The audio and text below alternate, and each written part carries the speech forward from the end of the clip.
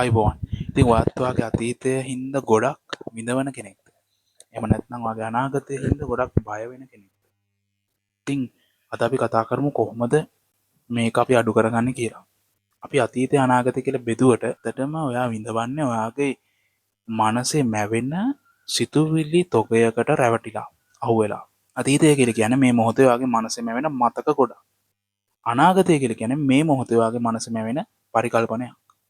එතකොට ওই දෙකම මේ මොහොතේ වගේ මනසේ මැවෙන සිතුවිලි ටිකක්, කතන්දර ටිකක්.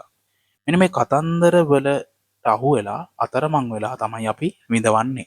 හැබැයි මේ කතන්දර වලට ලොකු බලයක් තියෙනවා අපේ අවධානය සම්පූර්ණයෙන්ම මේ පැත්තට ඇදලා ගන්න. ඇත්තටම අපි බලමු මේ සිතුවිලි වලට මෙච්චර බලයක් හම්බෙන්නේ කොහොමද කියලා. ඇත්තටම මෙන්න මේ සිතුවිලි වලට මේ අඳුරු මානසික ලෝක වලට බලය හම්බෙන්නේ ඒ සිතුවිලි වල යට තියෙන ඉමෝෂනල් චාර්ජ් එක හින්දා. ඒ කියන්නේ සිතුවිලිත් එක්ක බැඳී පවතින හැඟීම නිසා. එතකොට මෙන්න මේ සිතුවිලිත් එක්ක බැඳී පවතින හැඟීම නිසා තමයි ඔයා ඒකට ටක් ගාලා ඇදිලා යන්නේ. මේ සිතුවිලි වලට ඇදිලා යන්නේ.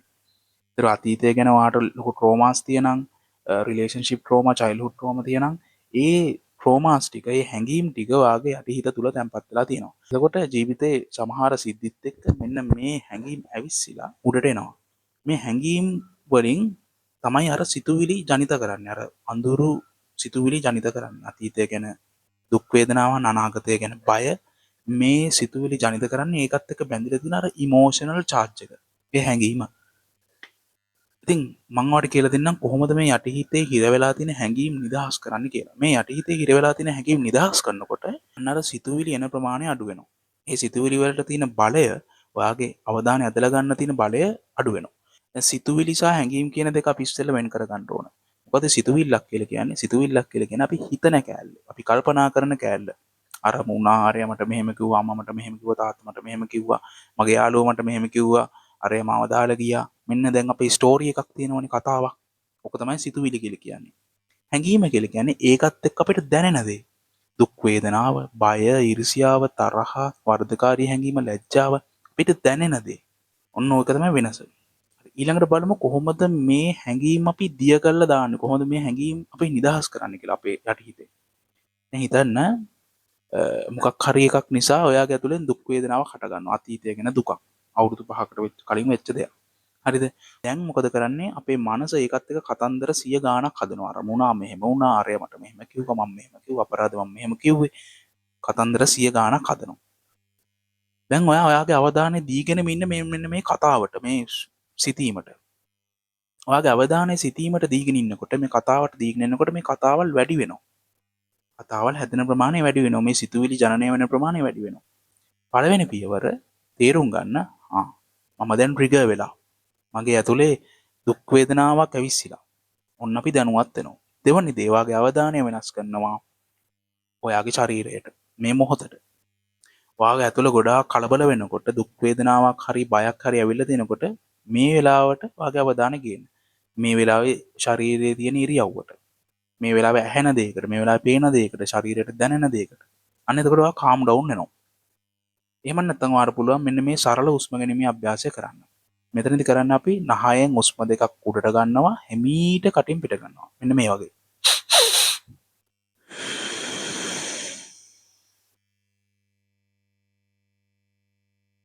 මෙන්න මේ හුස්ම ගැනීමේ ක්‍රමය ඔයා පාර 5ක් 6ක් කරනවා. ඔයාට ඇවිස්සිච්ච වෙලාවට දුක් වේදනාවක් නැත්නම් බයක් ඇවිස්සිච්ච වෙලාවට අන්නේ හුස්ම ගැනීමේ අභ්‍යාසය වාර 5ක් 6ක් කරනවා. පොඩ්ඩක් ඔයාව කාම් ඩවුන් වුණාට පස්සේ ඔයා බලනවා මට දැනෙන්නේ මොකක්ද? හරිද? දැන් දුක් වේදනාවක් දැනෙනවා නම් අපේ මනස තමයි මේක ලේබල් කරන්නේ, මේක දුක් වේදනාවක්. මේක නරකයි. අයියෝ මම දුකෙන්, මට අරම වුණා, මට මෙහෙම වුණා. අර දැනෙන දුක් වේදනාවත් එක්ක ඔයාගේ මනස ලොකු කතාවක් හදනවා. ඊට පස්සේ ඔයා ඒ කතාවත් එක්කම ජීවත් වෙන්න පටන් ගන්නවා. දැනෙන බයත් එක්ක මනස ලොකු කතාවක් හදනවා. හෙට මෙහෙම වෙයි, අනිද්දාට මෙහෙම වෙයි, ඊළඟ අවුරුද්ද මෙහෙම වෙයි, මට කෙල වෙයි. ලොකු කතාවක් හදනවා. ඉතින් මෙන්න මෙහෙම දුආට දුක් වේදනාවක් දැනෙනකොට ඒකත් එක්ක මේ මනස ගොඩනගෙන කතන්දර සිතුවිලි සියල්ල පොඩ්ඩක් පැත්තකින් තියලා අර දැනෙන දේ හොඳට නිරීක්ෂණය කරන්න. දැන් මනස තමයි මේක ලේබල් කරන්නේ, මේක දුක් වේදනාව, මේක නරකයි, මම දුකෙන්. ඒ සියලු ලේබල් ගහන්නේ මනස. මේ සියලු ලේබල්, සියලු කතන්දර, සියලු සිතුවිලි පොඩ්ඩක් පැත්තකින් තියලා අර අමු දැනීම, රෝ සෙන්සේෂන් එක, රෝ ෆීලින් එක කිසිම ලේබල් එකක් ගහන්න නැතුව හොඳයි නරකයි දුකයි වේදනාවයි බයයි මේ කිසිම ලේබල් එකක් ගහන්න නැතුව අර රෝ සෙන්සේෂන් එක අර දැනෙන අමු දැනීම හොඳට නිරීක්ෂණය කරා. ඒකට දැනෙන්න ඉඩ අවකාශය ලබා දෙන්න. ඔයා ඒකට දැනෙන ඉඩ අවකාශය ලබා දීලා බොහොම කාරුණිකව කොන්දේසි විරහිතව මේ දැනෙන සෙන්සේෂන් එකට පවතින්න ඉඩ දෙන්න. ඒකත් එක්ක බොහොම සිහියෙන් සතිමත්ව කාරුණිකව හිඳින්න පුරුදු වෙන්න. හරියට පුංචි ළමයෙක් එක බොහොම ආදරෙන් කරුණාවෙන් කොන්දේසි විරහිතව ඉන්නා වගේ අර දැනෙන රෝ සෙන්සේෂන් එක අමු දැනීමත් එක්ක කිසිම ලේබල් එකක් ගහන්න නැතුව මේක නරකයි මේක දුකයි වේදනාවයි මම දුකෙන් අරමයි මෙහෙමයි කියලා කතන්දර දාගන්නේ නැතුව ලේබල් ගහන්නේ නැතුව ඒ දැනෙන අමු දැනීමත් එක්ක ඒ රෝ සෙන්සේෂන් එකත් එක්ක බොහොම සිහියෙන් නිරීක්ෂණය කරමින් කාරුණිකව කොන්දේසි විරහිතව පුංචි ළමයෙක් එක්ක ඉන්නවා වගේ ඒකත් එක්ක අපි සිහියෙන් ඉන්න පටන් ගන්නවා. අපි මේකෙන් සිහියෙන් ඉන්නකොට මෙන්න මේ දැනෙන අමු දැනීම මේ දුක් වේදනාව බය ලැජ්ජාව වරදකාරී හැඟීම මේ ඕනම හැඟීම අපේ සිහිය මගින් මේක පිච්චෙන්න පටන් ගන්නවා පොඩ පොඩ. මේක මුලදී හරි අමාරුයි. මොකද මේ සමහර හැඟීම් දැනෙනකොට අපි කැමති නැහැ. මොකද මේව දැනෙන එක හරි අපහසුයි. හැබැයි අපි පොඩ හොඳ හුස්මක් දෙකක් අරගෙන අපේ බොඩි එක හොඳට රිලැක්ස් කරගෙන ඔයාලට පුළුවන් ඕන EFT ටැපින් කරන්න. EFT ටැපින් කියන එක දන්නේ නැත්නම් මගේ ප්‍රොෆයිල් එකට ගිහලා බලන්න උඩින්ම පින් කරලා තියෙනවා වීඩියෝ එක. EFT ටැපින් ටිකක් කරලා හොඳට බොඩි එක රිලැක්ස් කරගෙන අර දැනෙන අමු දැනීම ගැන සිහියෙන් ඔයා ඒකට කාරුණිකව ඒකත් එක්ක ඉන්නවා.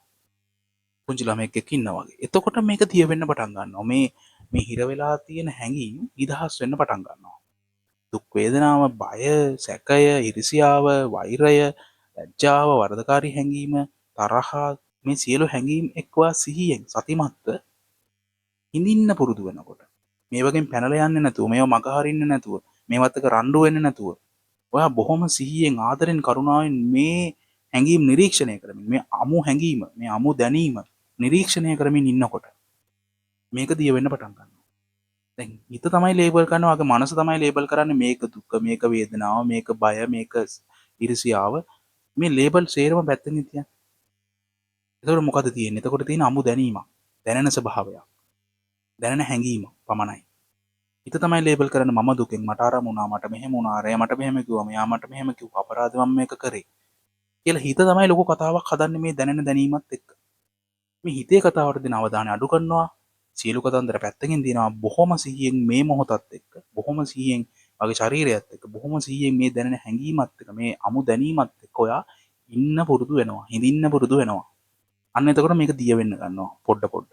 ඉතින් ඔයා මේක දිගින් දිගටම ඔයා ඔයත් එක්ක ජීවත් වෙන්න පටන් ගන්නකොට ඔයාගේ හැඟීම් එක්ක ජීවත් වෙන්න පටන් ගන්නකොට ඔයා ඔයාට ආදරය කරනකොට ඔයාට දුක හිතෙන කොටසට ඔයාට බය හිතෙන කොටසට මේ සියලු ඔයාගේ අභ්‍යන්තරයේ තියෙන සියලු කොටස් වලට ඔයා ආදරය කරනකොට බාර ගන්නකොට මේවා ඔයාගේ ඇතුළ නිවෙන්න පටන් ගන්නවා. ඇතුළ සුද්ධ වෙන්න පටන් ගන්නවා.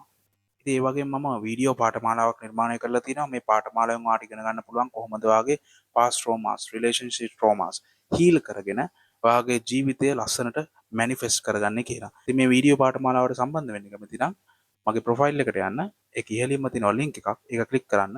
ඒකෙන් ඔයාට සියලු විස්තර දැනගන්න පුළුවන්. ඔයාට මගේ පර්සනල් සපෝට් එක ඕන නම් මේ WhatsApp එකට මැසේජ් එකක් දාන්න. අපිට පුළුවන් ඔන්ලයින් සෙෂන් එකකින් සම්බන්ධ වෙන්න.